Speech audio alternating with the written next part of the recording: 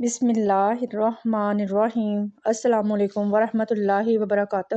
شب برات، موت کا فرشتہ کیوں گھر آتا ہے؟ شب برات کی رات امام علی علیہ السلام عشاء کی نماز کے بعد گھر کی طرف جا رہے تھے۔ دیکھا ایک شخص راستے میں کمبل اوڑھ کر سو رہا تھا۔ بس یہ دیکھنا تھا تو امام علی علیہ السلام قریب گئے اور فرمانے لگے، اے شخص، آج رات کون سی ہے؟ تو وہ کہنے لگا، یا علی، آج 15 شعبان ہے۔ بات جب یہاں تک پہنچی تو امام علی علیہ السلام نے فرمایا، یہ رات بیداری کی رات ہے۔ میں نے اللہ کے رسول سے سنا کہ اس رات اللہ تعالیٰ آسمان کے فرشتوں کو حکم دیتا ہے کہ جاؤ زمین کی طرف، اور وہ فرشتے حضرت میکائیل اور حضرت اسرائیل کے پیچھے ہوتے ہیں، اور حضرت میکائیل اور حضرت اسرائیل ہر گھر میں آتے ہیں، کیونکہ اللہ کا حکم ہوتا ہے کہ اس رات اگر میرا کوئی بندہ اپنے گناہوں کے لیے پچھتائے اور مجھ سے آنے والے وقت میں اچھے اعمال کا وعدہ کرے تو حضرت میکائیل اس کی تقدیر میں ترامیم کر کے آنے والے سال میں زیادہ رزق کی فراوانی لکھ دیتا ہے۔ اور اللہ کا اسرائیل کے لیے حکم ہوتا ہے کہ اے اسرائیل، ہر گھر میں جا کر دیکھ، آنے والے سال میں جس گھر میں جو مرنے والا ہے اسے بتا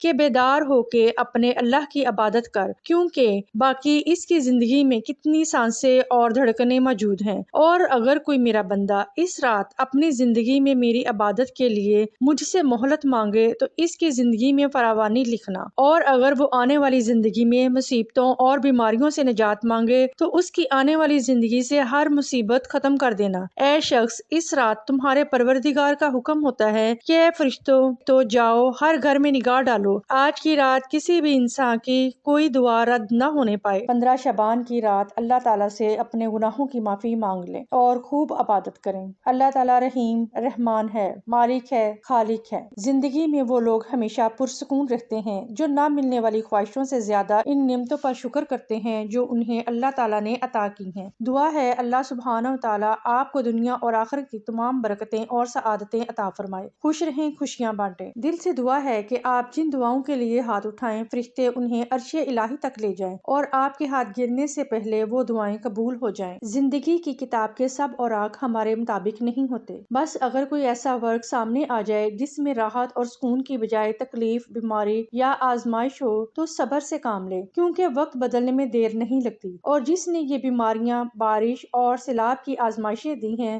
وہ یکتا ذات ہمیں 70 ماؤں سے بھی زیادہ محبت کرتا ہے۔ انشاءاللہ وہ ضرور اس تکلیف آزمائش سے نجات عطا فرمائے گا۔ دعا ہے رب جلیل سے کہ وہ ہمیشہ اپنی رحمت کی چادر میں ڈھانپ کر رکھے اور ہم سب سے راضی ہو جائے، آمین۔